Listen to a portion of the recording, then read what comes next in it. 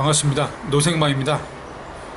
네, 오늘도 지난 방송에 이어서 그 화장품 매장을 왜 하게 됐는지 그 뒷얘기는 어떤지 또 말씀드리고자 합니다. 네, 그 전에 제가 방송 처음 시작할 때 제가 10억을 모았었다고 했는데요.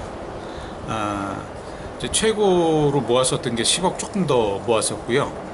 네, 벌었던 게 아니고 모은 걸 얘기하는 겁니다. 번 거는 이제 더 많겠죠. 쓰고 모은 거. 그랬었는데 요즘 솔직히 고백하면은 지금 10억이 6억 됐습니다.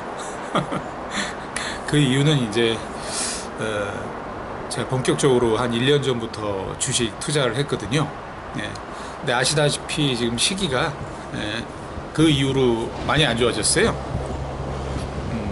그래서 지금 현재 10억이 6억 됐다. 이제 10억이 아니다. 라는 건 고백을 합니다. 그래서 지금까지는 결과가 안 좋은데 이 또한 해보니까 앞으로 어떻게 하면 되겠구나 하는 힌트들을 많이 얻었어요. 그래서 제가 아마 이 방송이 끝날 때쯤에는 이제 이렇게 됐습니다 하고 뭔가 다른 얘기를 또 할 수 있을 것 같아요. 그러면 이제 오늘 원래 주제 말씀드릴게요. 그 2000 이제 3년에 그 게임방 잘못 시작된 그 게임방 그 둘째 우유값 벌어보자고 시작한 그 게임방은 이제 그만뒀고요. 그리고 화장품 매장을 하게 된 계기가 일단 저희 동네가 그때 제가 태전동, 광주시 태전동에 살았었는데 이렇게 차로 가다가 그 태전동 그 삼거리에 보면은 그 나무가 큰 게 하나 있어요. 그 옆에 매장이 하나가 나온 게 있더라고요. 근데 그 매장이 옆으로 안으로 좀 들어가긴 했지만 옆으로 이렇게 길었었어요. 근데 뭐 깔세를 하는지 신발 깔세를 하고 있더라고요. 그래서 임대라고 붙였길래 물어봤더니 1,050이라고 그러더라고요. 그리고 권리금도 없고 뭐 깔세로 있으니까 권리금이 없는 거죠. 그래서 문득 그거에 해볼까 하는 생각이 들더라고요. 집사람한테 상의도 없이 그냥 혼자 생각으로 독단적인 거죠. 그냥 지금 같으면 그렇게 못 하는데 당연히 상의해야 되고 그러는데 그때는 왜 그랬나, 뭐 집사람하고 상의하는 건 안중에도 없이 그냥 혼자 결정할 일들이 많아요. 그러니까 혼자 결정하면은 이게 사고가 나요. 보면은 저 같은 경우는 성향이 좀 뭔가 장점은 실천을 잘하는 건데 단점이 이제 급한 거고요. 저희 집사람 같은 경우는 이제 장점이 신중한데 단점이 실천을 못 하는 거예요. 그러니까 둘이 지금에 와서는 둘이 이제 장단점을 합치니까 좋은 결과들이 나는데 그때만 해도 집사람은 집사람대로 단점이 더 부각이 되고 저는 또 저대로 또 저의 단점, 이 급한 것들, 저지르는 거 이런 것들이 먼저 부각이 되다 보니까 하는 일마다 좀 잘 안 되는 것 같더라고요. 그래서 그때도 1,050이라고 하는 거예요. 그래서 문득 드는 생각이 내가 이렇게 화장품 브랜드, 좀 인기 없는 브랜드를 하다 보니까 매장에다 물건 팔아달라는 것도 서러운데 내가 매장을 직접 하면 우리 물건을 참 많이 팔 수 있겠다. 플러스 거기에다가 그리고 이 화장품 매장들 하는 사람들 보면 대리점에서 굉장히 이렇게 우러러보고 선망하고 어떤 때는 뭐 좀 굽신거리는 것 같기도 하고 그런 것들을 저도 해보고 싶은 거예요. 저도 매장을 가지면 뭔가 어깨에 힘 좀 줄 것 같은 거예요. 그래서 이제 그런 말도 안 되는 이유들이 앞서다 보니까 잘못된 선택을 하게 된 것 같아요. 그래서 저 혼자 그냥 뭐 한 하루 이틀 고민하고 무턱대고 그냥 가서 계약금 50만 원을 걸었어요. 천에 50인데 뭐 50만 원만 걸어도 계약을 해주더라고요. 결론은 그 시골 동네에 누가 그걸 하질 않았던 거예요. 근데 저는 괜히 제 눈에만 좋아 보였던 거죠. 그래서 천에 50을 딱 계약을 하고 50만 원 계약금 건 다음에, 그리고 이제 그때서야 이제 집사람한테 이렇게 계약했다고 한 거예요. 그리고 이유를 제가 제 나름의 합당한 이유들을 쫙 댔죠. 근데 뭐 집사람은 전혀 생각도 안 했고 계획도 없던 일을 제가 이렇게 저질렀다고 하니까 난리를 치는 거죠. 당장 뭐 환불해 와라, 취소해라. 그런데 그 뭐 계약금 건 게 뭐 말처럼 취소가 되나요? 포기를 해야죠. 네? 그래서 며칠 동안 서로 끙끙 매다가 그냥 저는 이제 포기하려고 했죠. 근데 이제 여기서 또 이제 집사람의 성향이 나오는 게, 집사람은 또 이제 이게 콩나물 값이라도 아끼는 그런 마음이다 보니까 50만 원을 포기한다는 자체가 이제 용납이 안 되는 거예요. 제가 결정을 잘못했고 뭔가 신중하지 못한 결정이고 미래가 불확실해도 50만 원을 포기한다는 그 자체가 또 집사람은 결단이 힘들었던 거예요.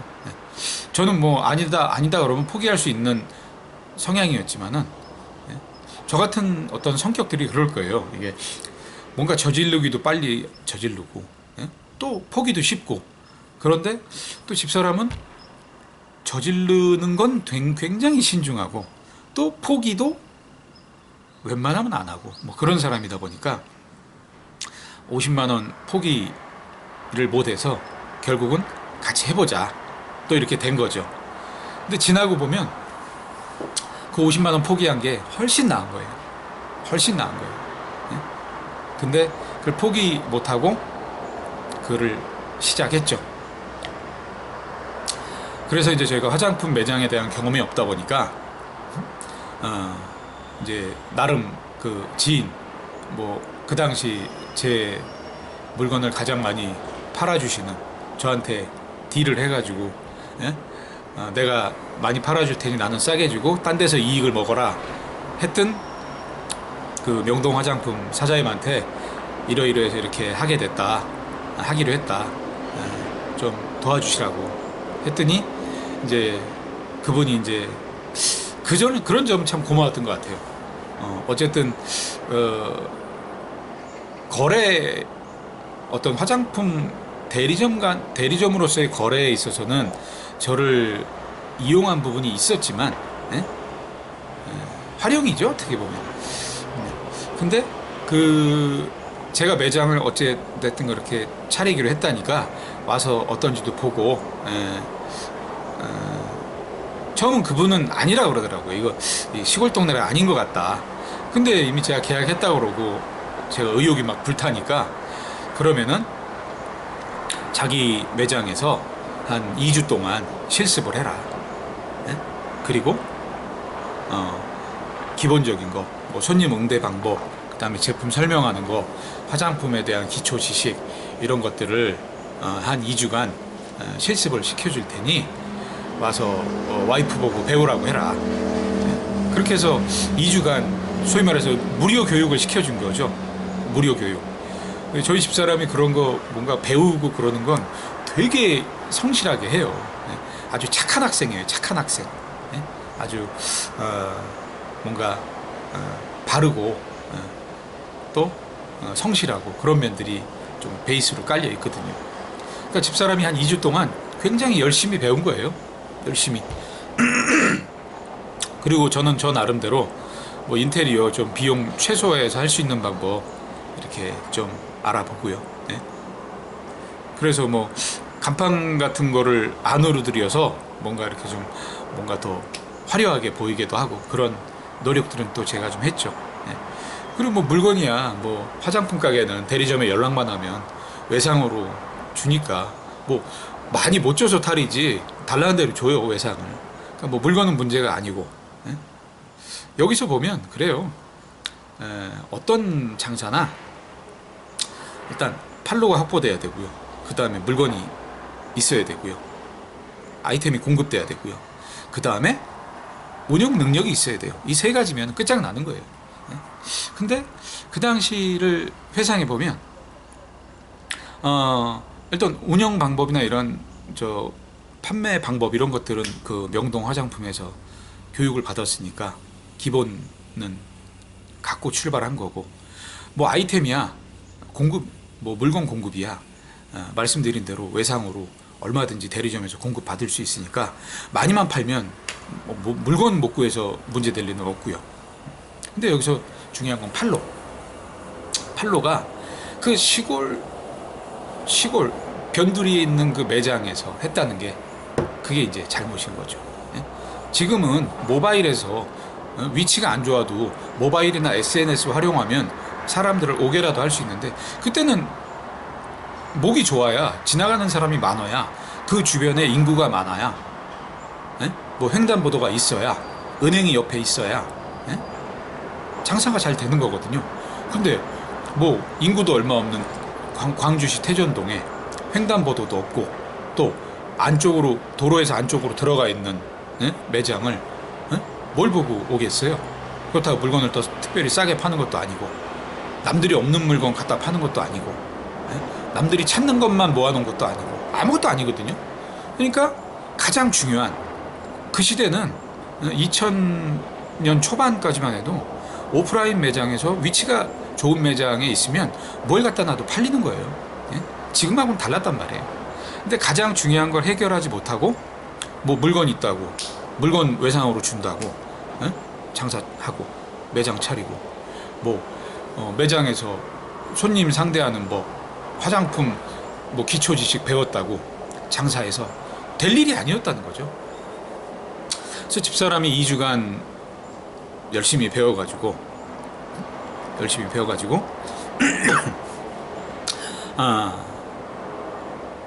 오픈 준비를 해서 한 3, 4주 정도 기간을 투자해서 오픈을 했네요. 물건도 다 갖춰놓고. 그러니까 집사람이 오픈하자마자 그 첫날 몸살이 난 거예요. 몸살이. 근데 어쨌든 장사만 잘 됐으면 다 위로받을 수 있는 거고 보람이 있는 일인데, 첫날만 뭐 동네에서 떡 돌렸더니 와서 좀 팔아주고, 그리고 뭔가 나중에 저희한테 저희를 이용할 만한 가치가 있다고 생각하는 사람들이 또 와서 팔아주고, 뭐 예를 들어서 뭐 보험회사 보험하시는 분들, 이렇게 해서 뭐 하루에 뭐 만약에 오픈빨이라 그러죠. 그때 뭐 한 50만 원 팔았나요? 그러니까 그때 하루에 50만 원 파는 거면 엄청난 거였어요. 왜냐하면 월세가 50인데 하루에 50이 나온 거잖아요. 근데 그게 첫날 50, 둘째 날 30, 뭐 셋째 날 뭐 20, 뭐 이렇게 되더니 결국은 뭐 한 15만 원 정도 파는 매장이 돼버린 거죠. 그리고 여기서 또 중요하게 놓쳤던 부분 하나가, 그때만 해도 뭐 지금도 마찬가지겠네요. 화장품 업계 1, 2위가 아모레하고 LG였는데, 아모레하고 LG를 다른 대리점과는 달리 무조건 구할 수 있는 게 아니었어요. 그거는 어느 정도 규모가 있어야 아모레 LG에서 물건을 대줬고, 그나마도 뭐 거의 100% 결제를 해야 가능했고, 그러다 보니까 그렇지 않은 매장들은 여기저기서 이제 뭐 빌려다 팔고, 사다가 조금 뭐 그걸 대두리로 산다고 하거든요. 사다가 팔고, 그러니 뭐 아모레 LG는 뭐 무슨 마진이 있겠어요. 근데 제가 이제 화장품 대리점을 하면서 화장품 매장들을 다니다 보니까 뭐 아모레 LG 누가 필요하다 그러면은 구하는 건 문제가 아니었어요. 근데 물건이 뭐 견물생심이라고 찾을 때 있어야지, 찾을 때 없는 거 뭐 구해다 준다 그러니 뭐 또 그 또한 얼마나 도움이 됐겠어요. 이래저래 이러한 문제들이 종합적으로 얽히면서 결국은 한 달에 뭐 한 15만 원, 하루에 한 15만 원, 20만 원 정도 팔다 보니까 한 달에 뭐 한 4, 500 파는 매장이 됐네요. 네? 그 당시 그 명동 화장품이라는 데가 하루에 얼마를 팔았냐면 하루에 거의가 한 600 팔던 매장이었을 거예요, 그게. 그래서 뭐 한 달에 뭐 2억을 판다 그러나 그랬을 거예요. 예? 근데 저는 한 달에 2억이 아니고 2천도 아니고, 예? 4, 500을 파니, 예? 몇 분의 50분의 1이잖아요. 예? 그러니 4, 500 팔아서 거기서 뭐 물건값이 반이고, 예? 200이고, 예? 250이고, 그리고 뭐 월세하고 경비, 뭐 밥값 이런 거 따지면 또 한 7, 80이고, 그러니까 뭐 한 150, 예? 남는 거예요. 예? 근데 이게 뭐 물건이, 예? 팔렸다 그래서 이렇게 4, 500 팔아서 150 남는다는 게 딱 진짜 150이 남는 게 아니고, 현금으로 남는 게 아니고 물건으로 남는 상황이 많단 말입니다. 예. 그러니까 타산이 안 맞는 거죠. 물건은 쌓여가고, 현금은 계속 빨려 들어가고, 뭐 이런 상황이 되는 거죠. 그걸 잘못한 거죠. 그 또한 게임방도 애 우유값 번다고 시작했다가, 1년 동안 고생만 하고 돈은 돈대로 날리고, 화장품 가게도 뭔가 기존에 본업이 안 되니까, 다른 걸로 좀 만회해 보겠다고 했다가 또 돈은 돈대로 날리고 고생은 고생대로 하고, 집사람도 애 먹고, 집사람도 그때 생각하면 이런 얘기를 해요. 손님이 안 들어오니까 길 가는 사람이 들어오면은 진짜 버선발로 나가듯이 나가서 반겼다고. 그러면 이제 그때 손님들이 되게 좋아했대요. 그러니까 손님을 애타게 기다리는 거죠. 그러니까 집사람이 뭔가 아무렇지도 않은 척 바깥을 주시하고 있다가 누군가 들어오려고 방향을 틀으면 팍 뛰쳐나가서 반기는 거예요. 그러니까 그런 또 정성이라도 있었기 때문에 그런 사람들이 단골이 돼가지고 그나마 된 거지. 아마 그거 아니었으면 2, 300도 못 팔았을 거예요. 그래서 어쨌든 그렇게 저렇게 애는 쓰는데 결과는 없는 거죠. 그래서 돌이켜보면 그런 매장에 뭐 겉이 뭐 보기 좋다고 차릴 게 아니고 일단 목이에요. 목. 장사는 오프라인에서는요. 지금은 또 세상이 달라졌지만요. 지금은 목보다도 SNS와 모바일 활용 능력이 좋으면은 몫이 안 좋아도 오게 할 수 있어요. 근데 그 당시 오프라인 매장이 주류를 이룰 때는 몫이 좋아야 되거든요. 그래서 그때 이제 깨달은 게, 어설픈 10평보다 목 좋은 한 평이 낫다. 이걸 왜 제가 느꼈냐면, 언제 느꼈냐면, 그 뒤로 이제 막 이것저것 다 안 되고 망해가지고 2012년도 제가 노점 다닐 때 천호동에 갔더니 그 천호동에 그 시장 삼거리인가 그쪽에 보면은 옷가게가 있었어요. 근데 옷가게가 뭐 규모가 매장이 한 입구가 무슨 문 하나 정도 되고 안으로 쑥 깊게 있는 거예요. 근데 뭐 한 4평? 3평? 3평? 그거밖에 안 돼 보이는 거예요. 근데 이분이 어떻게 하냐면 그거를 창고로 쓰는 식이더라고요.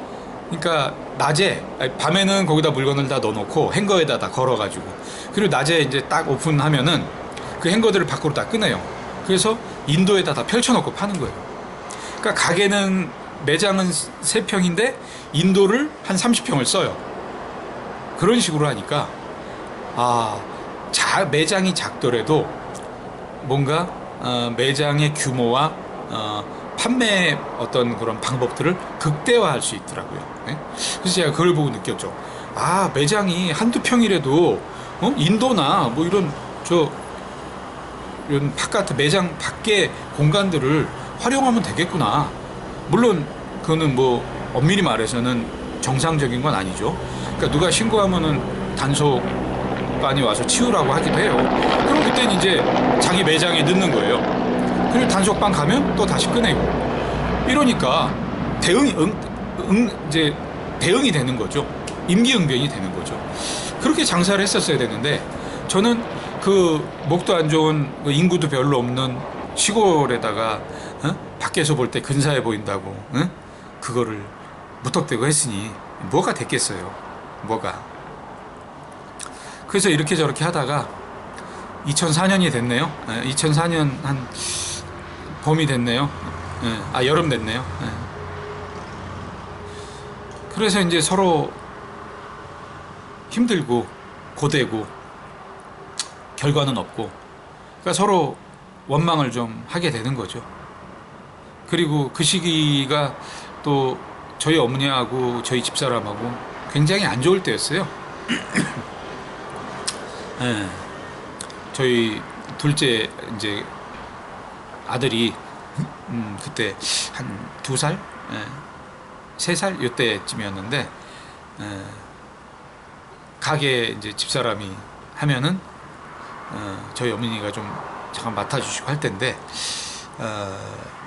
여러 가지가 이제 상황이 안 좋으니까 집사람하고도 자꾸 싸우게 되고, 그때 따라 또 저희 어머니가 또 왜 이렇게 또 저희 집사람을 좀 태클들을 많이 걸었는지 이래저래 이제 복합적으로 막 서로 관계가 악화되는 거죠. 부부관계가 그래요. 이게 일단 주변에서 건드리는 사람이 없어야 되고요. 그리고 서로 경제적으로 좀 뭔가 결과가 있고 윤택해야 서로 어려움도 잘 해결할 수 있고, 안 되면 돈으로라도 때우고 이렇게 할 수 있는데, 돈도 못 벌고 또 시어머니대로 또 집사람 태클 걸고, 그러니까 이제 서로 다툼이 많아지는 거예요. 그러면서 이제 그때 이혼 위기를 처음 겪었네요. 이제 이혼까지 하자는 얘기가 나온 거예요.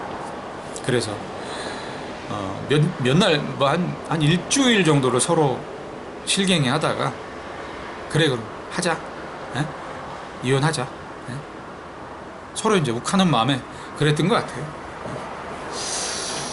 그래서 그 광주 지방법원, 거기를 집사람은 둘째 애를 업고 같이 이혼하자고 갔었네요. 그래서 딱 갔더니 저는 가면 뭐 바로 되는 줄 알았어요. 근데 그때 뭐 3개월인가 2달인가 3개월인가 뭐 숙련기간 뭐 그거를 좀 갖는 것 같더라고요. 갔다고 바로 되는 게 아니고 뭐 3개월 동안 생각해보고 와라, 뭐 그렇게 기간이 좀 있었어요. 그래서 집사람하고 이제 갔다가 와갖고 뭐 3개월 있다가 생각해보면 우습네. 갔다 와서 뭐 또 같이 또 한 집안에서 또 계속 살면서 또 3개월 있다 뭘 또 이혼을 하자고 그러니 그 뭐 한 집안에 살면서 그런 얘기 하다 보면 어차피 좀 있으면 풀리게 되잖아요. 처음에는 뭐 방도 따로 쓰고 어쩌고 저쩌고 하다 보니까 근데 또 장사대로 또 계속 했어요, 집사람이. 힘들어도. 그러다가 한 2주 지났나요? 2, 3주 지났나요? 집사람이 할 얘기가 있다고. 그래서 무슨 얘기냐고. 그러니까 셋째를 임신했다는 거예요. 지금 막내 딸인데 지금 이제 고3이에요, 지금. 막내딸인데 그때 2004년에 집사람이 셋째를 임신했다는 거예요. 네. 아, 이게 2003년 얘기인가 보네요. 죄송합니다. 저희 셋째가 2004년 5월생이니까 이 얘기가 지금 2003년이네요. 제가 연도 계산 잘못했네요. 그래서 2003년 뭐 가을쯤이겠죠. 임신했다고 그러는 거예요. 그래서 집사람하고 이제 둘이 생각이 많아지는 거죠. 그냥 며칠 그냥 고민을 했어요. 며칠. 그러다가 이제 낳자. 그렇게 된 거죠. 뭐 그러니 뭐 이혼하자고 한 얘기도 뭐 다 없어지는 거고, 낳기로 한 거죠. 또 잘 살아보기로 한 거죠. 근데 셋째를 낳으면 지금 같으면은 어떻게 그런 결정을 했나 모르겠어요. 뭐 먹고 살 대책도 없고 이미 애는 둘이고, 앞에 보장된 것도 없는데 셋째를 가졌다고 그냥 낳자는 결정을 또 서로 한 거예요. 그때 막 고민하면서 둘이 한 얘기가 있어요. 옛날 어른들이 자기 먹을 건 갖고 태어난다 그러더라. 그러니까 우리 뭐 딴 생각하지 말고 그거 하나 믿고 한번 나와보자. 우리가 지금 많이 부족하고 지금 어려운 상황이지만 그거 하나 믿고 옛날 어른들 말씀대로 아이들은 자기 먹을 거는 갖고 태어난대더라 라는 그 말 하나 믿고 한번 나와보자. 그래서 내가 더 열심히 일할게. 더 열심히 일할게. 그 전까지만 해도 집사람이 또 화장품 매장 한다고 또 우리 화장품 매장에서 또 우리 물건 팔린다고 또 화장품 대리점 그 업에 소홀했던 것도 사실 있거든요. 뭔가 한쪽에서 좀 되는 것 같으니까 한쪽은 또 괜히 또 좀 나태해지는 거예요. 그런 것들이 또 더 미안해지는 거예요. 그래서 집사람한테 아이가 태어나면 자기 먹을 건 다 갖고 태어난다 그러니까 옛날 어른들만 믿고 셋째 낳고 내가 더 열심히 할게. 그리고 네가 애를 이제 낳을 때쯤 되면 그때 또 다시 이 화장품 가게는 그만둘지 넘길지 우리 생각을 해보자. 그랬죠. 그렇게 해서 이제 집사람도 또 다시 으쌰으쌰하고 저도 으쌰으쌰하고 으쌰으쌰 했는데 으쌰으쌰만 했지 또 되는 건 없더라고요. 근데 그냥 셋째를 낳기로 한 거는 그거 하나 믿고 했어요. 그래서 또 2004년이 밝았네요. 2004년이 밝아서 화장품 가게도 그냥 맨 그 모양이고 뭐 위치가 안 좋으니까 뭐 별다른 방법이 없어요. 그냥 해본 거예요. 그리고 저도 또 화장품 대리점이 뭐 영업이 뭐 맨날 그대로고 그렇게 시간이 좀 가면서 이제 셋째 낳을 때쯤 되니까 우리 셋째가 2004년 5월인데 생일이 걱정인 거예요. 이 가게를 그만둬 말어 그런 고민을 하다가 마침 그때 처제가 이제 저희 집사람 여동생이 어려울 때였어요. 그때 81년생이니까 2004년이면은 24살 정도 됐겠네요. 고등학교 졸업하고 뭐 이렇게 뭐 이런저런 일 하다가 뭐 그때 무슨 학습지 뭐 책 이런 거 영업한다고 다니면서 애가 이런저런 이용만 당한 거예요. 그러면서 돈은 월급은 월급대로 못 받고 애가 무슨 속으로 그랬는지, 예? 무슨 회사가 어렵다고 자기 사장한테 자기 돈도 빌려주고 이용당한 거죠. 그렇게 이제 이용당하고, 예? 이제 막판에 몰린 거예요. 그 당시 빚을 뭐 2천인지 3천인지 져가지고 애를 먹고 있는 거예요. 그래서 저희가 장모님하고 상의해서 처제를 저희 집으로 오게 해서 같이 살고, 집사람이 애 낳으면 못하니까 화장품 가게도 맡아서 해보면 어떡하냐, 해보면 어떻겠냐 했죠. 뭐 당분간은 뭐 일단 반반 나눠 걷는 걸로 하고 한번 해보자. 그랬더니 일단 그 얘기대로 됐어요. 그래서 저희 처제가 저희 집에 와서 살면서, 그때 그 태전동 중앙저수진가 그 옆에 중앙리치빌 살 때인데, 거기 살면서 같이 살면서 화장품 가게를 이제 대신 운영해 준 거죠. 근데 저희 집사람보다 장사를 더 잘하더라고요.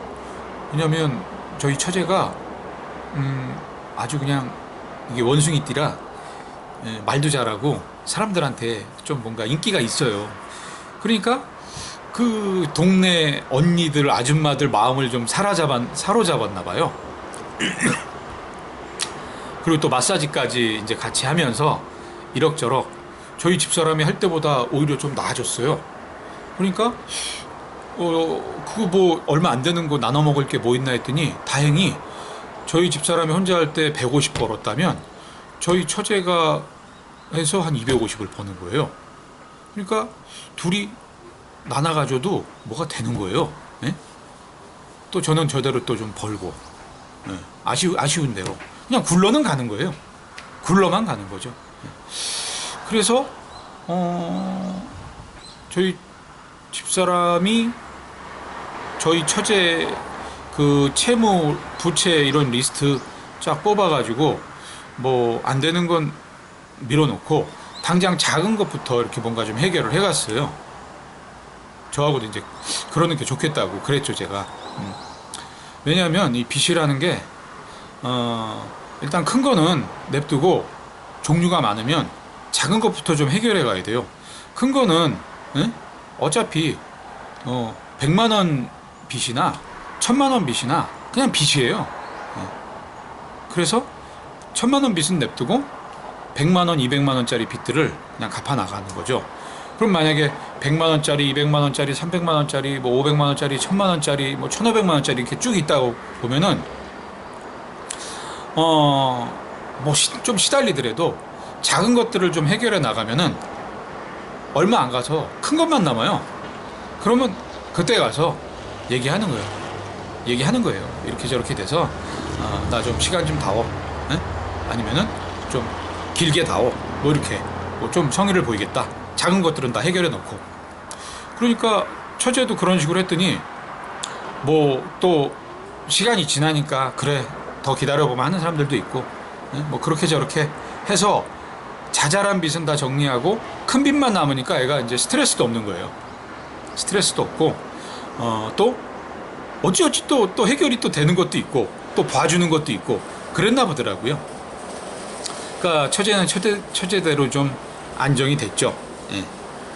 그리고 저희는 저희대로 그냥 맨날 그냥 그런 대로 시간은 흘러갔고요. 그러다가 이제 뭐 2005년인가 저희가 이게 이제 뭐 나눠 먹을 게 뭐 있냐 하면서 처제한테 그 매장을 좀 직접 해보면 어떠냐 그런 얘기를 하면서 2005년 되고 2006년인가 저희가 그 광주 그 중앙저수지 그 중앙 리치빌에서 산호 광주 시내 종합운동장 그 앞에 산호 아파트로 이사를 가게 됐어요. 네. 그때가 좀 집값이 좀 좋더라고요. 그러니까 그래서 저희 집을 팔고 그 집을 이제 산호 아파트를 이사를 가면 어떠냐, 그런 생각을 했죠. 그래서 저희 집이 그때 그 뭐 8,800인가 샀는데 1억 2천인가 주고 판 것 같아요. 그 빌라를. 어찌어찌 해서. 그래서 그 산호 아파트를 1억 그때 8천인가? 뭐 주고 샀나? 그렇게 간 것 같아요. 그러니까 이제 우리도 이제 한번 아파트 살아보자. 그렇게 이제 갔죠. 그러면서 그러던 차에 이제 처제한테도 그 매장도 이제 넘겼어요. 예. 예. 그래서 처제가 직접 운영하고 이제 저희는 매장도 넘기고 산호 아파트로 가서 또 새로운 삶이 시작됐죠. 근데 그때 산호 아파트 그렇게 딱 가니까 저희 돈은 뭐 한 5천 됐나요? 그리고 대출이 뭐 한 1억 뭐 한 3천 4천 1억 2천 3천 됐나 보네요. 네, 대출이. 그래서 야, 이거 어떻게 갚냐, 어? 걱정이다 했는데, 그때는 또 이상하게 집사람 의견이 또 강했어요. 그 아파트를 가자는 게. 근데 저는 좀 안 내켰었거든요, 사실. 왜냐면은 부담이 됐어요. 근데 집사람도 부담은 있었지만 왠지 좀 아파트에서 살고 싶었나 봐요. 네. 그래서 아파트를 이사 가서 2006년에 거기서 좀 걱정하는 마음으로 갔지만, 근데 희한하게 또 일이 좀 되더라고요. 왜냐면은 그 전에 화장품 대리점, 그 레오나르 대리점만 하다가 하나만 해서는 도저히 답이 안 나오니까 다른 거를 같이 겸업을 해보자, 이제 추가를 하자. 그렇게 해서 추가를 그때 시스켈리라는 거를 추가를 했죠. 네. 시스켈리라는 게 그때 한불 계열이었는데 이제 한불에서 떨어져 나와서 만든 이제 브랜드였죠. 그래서 그 시스켈리를 누가 하던 거를 그만둔다 그래서 인수를 했죠. 네. 인수를 해서 미수도 또 나눠서 좀 갚는 걸로 하고, 뭐 돈이 많아서 인수한 게 아니고 미수를 좀 나눠서 갚으면은 인수할 수 있었어요. 그래서 시스켈리라는 거 인수하고, 그리고 또 동성제약도 좀 그때 뭐 담보도 필요 없고 뭐 해서 같이 하게 된 것 같아요. 그러니까 뭔가 이렇게 좀 몇 가지가 합쳐지니까 또 좀 매출이 늘면서 이익도 좀 늘어나는 것 같더라고요. 그리고 또 에스카다도 또 같이 또 하게 되고, 뭐 이렇게 하나씩 이렇게 늘어나게 되면서 이제 브랜드가 여러 가지가 되니까 매출이 좀 늘어났어요. 그리고 또 뭐 염색약이라는 거, 염색약 브랜드도 하고, 이름은 잃어버렸네요. 그리고 색조 회사라고 또 바비. 그러니까 대부분 비인기 브랜드들, 담보도 없는 것들, 뭐 이런 것들을 위주로 늘려간 거죠. 그냥 규모만 키워간 거죠. 그러니까 한동안은 그 규모를 키운 것 때문에 좀 된 면이 있어요. 그래서 아파트로 이사를 가겠다는 결심도 더 하게 된 것 같아요. 그래서 아파트 이사 가서 2006년에 가서 그 뒤로 한 2006년 한 1, 2년 2007년 초까지는 괜찮았어요. 네. 2007년 초까지는. 네. 근데 그 2006, 7년 그 언저리쯤에, 언젠지 정확히 기억이 안 나는데 2006년인가 7년인가 그때쯤, 2007년인가 그때쯤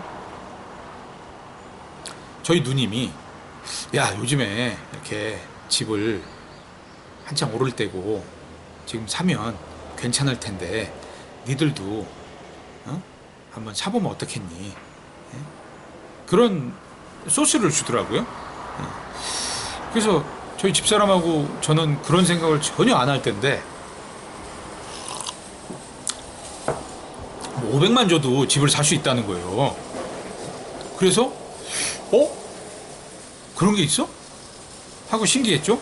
그래서 그때 3번에 저희 누님이 저희 어머니를 아파트를 그 기존에 살던 전세금을 빼가지고 아파트를 사서 살게 해줬어요. 저희 누님이 저희 어머니를.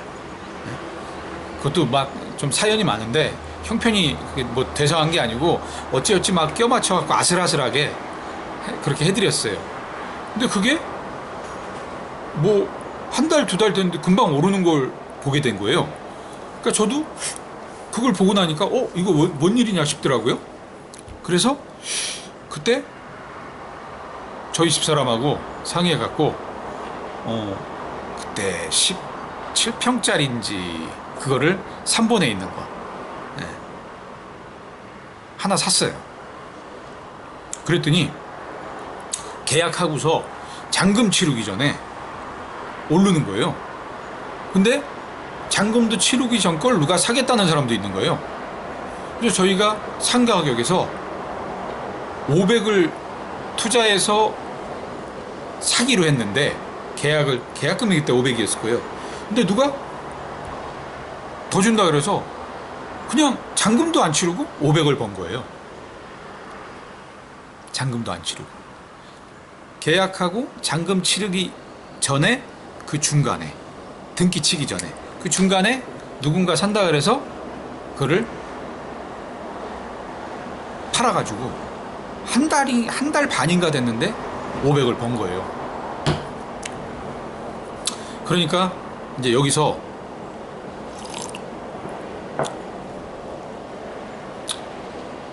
집사람하고 이제 뭔가 새로운 세상을 본 느낌이 든 거죠. 이거다 싶은 거예요. 이거다. 근데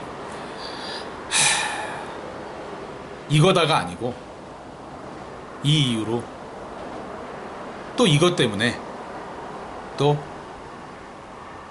어려워지는 계기가 됩니다. 이 이야기는 다음 방송에서 이어서 하도록 하겠습니다. 오늘은 좀 많이 했네요. 감사합니다. 다음 방송에서 또 뵙겠습니다.